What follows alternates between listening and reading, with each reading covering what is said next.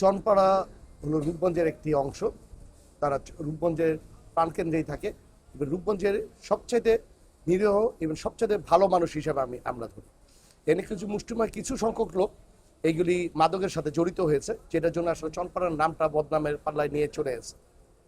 আপনারা দেখেছেন যে চনপাড়ায় বেশ কয়েকবার অভিযান চালানো হয়েছে চনপাড়ায় মাদকের সাথে যারা জড়িত।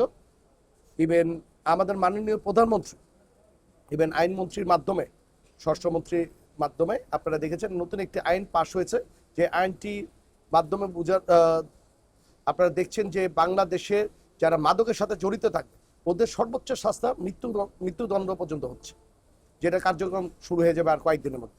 এবার নারায়ণগঞ্জ চেম্বার আর বিকেএমই মিলে একটা ট্রেনিং সেন্টার আমরা দিতে চাচ্ছি ওইখানে, যে ট্রেনিং সেন্টারের মাধ্যমে ওইখানকার যারা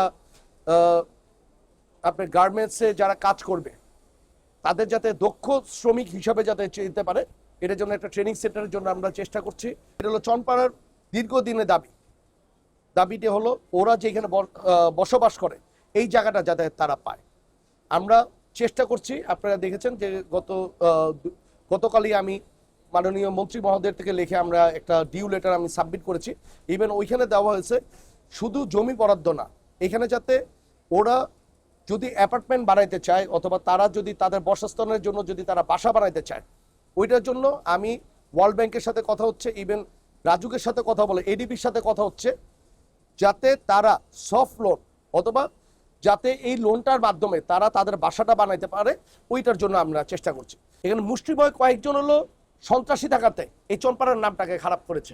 আমি বলবো বিগত সরকারের সময় এই জিনিসটাকে তারা ইচ্ছা করে যাতে মানুষজন জিম্মি হয়ে থাকতে পারে, এই যে 42,000 ভোটার আছে, এই 42 নাকি আপনার তার চেয়ে বেশি আরেকটু ভোটার সংখ্যা যারা আছে, তারা যাতে জিম্মি করে রাখতে পারে তাদের এই ভোটের জন্য। ইভেন তাদের জিম্মি করে রেখেছে, তাদের মিছিল মিটিংয়ে যাতে লোক নেওয়া হয়, এই কারণে তারা এই কাজটা করেছে। রূপগঞ্জে যেই আপনার চালের সিন্ডিকেট বলেন অথবা শিক্ষা ব্যবস্থা বলেন, আমার 50 বেডের হসপিটালকে 101 বিশিষ্ট হসপিটাল বলেন, এখানে বেশ কয়েকটা যেটা আপনার আমি বলবো যে ব্রিজগুলো যেটা ঢাকার সাথে কানেক্টিভিটির যে রোডগুলো ছিল, যে ব্রিজগুলি ছিল, এই ব্রিজগুলিকে বন্ধ হয়েছিল, সেইগুলিকে চালু করার আশা করি যে রূপগঞ্জের এখন একটা পূর্ণাঙ্গ রূপগঞ্জের যে রূপের রূপগঞ্জ হওয়ার কথা ছিল, ওই রূপের রূপগঞ্জ ইনশাল্লাহ ফেরত চলে আসছে।